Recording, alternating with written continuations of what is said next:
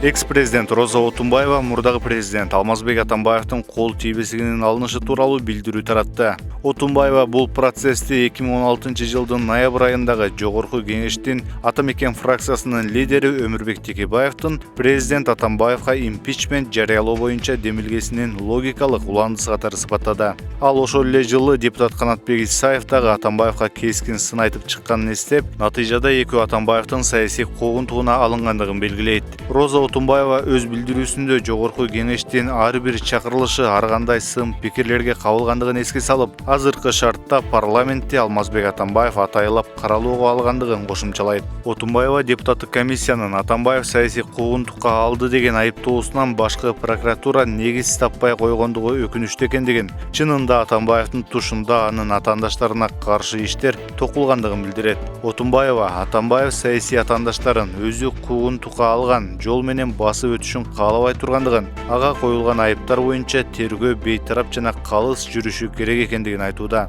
Алмазбек Атамбаев коомчулукта конфронтацияны, радикализмди, келишпестиктерди жарата турган бөлүп жаруучу түшүнүктөрдү таратуу чеберчилигин эң жакшы билет. Ушул күндөрү Атамбаев укуктук аракеттерге каршы иштерге даярдык катары баалоого боло турган бир нече нерселерди айтып жиберди. Азыркы бийликти Бакиевдики деп атоо менен ал бир гана нерсени, аймак аралык кастыкты козутууну, өлкөнү өз жана өзгө деп бөлүүнү көздөп жатат. Аялдардан, аксакалдардан жана жаштардан өзүнө тирүү коргон жасап, өзүнө карата ыкчам тергөө иштерине курал менен каршылык көрсөтөөрүн билдирүүдө. Ал муну оппозициялык ишмердүүлүк жана жеке эрдик катары сүрөттөп жатат, бирок ал өзүнүн саясий чабалдыгын жана адамдык алсыздыгын көрсөтүүдө, деди Отунбаева.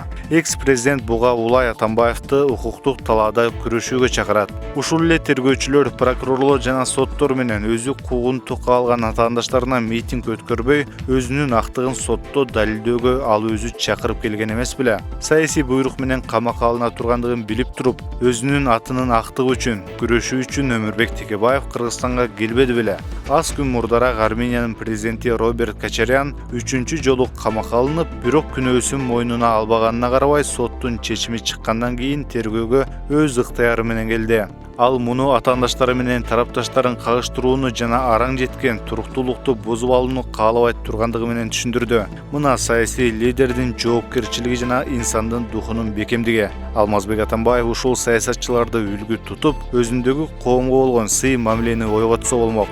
Ошондо коом да ага карата кылмыш ишин жарандык көзөмөлгө алмак, дейт Отунбаева.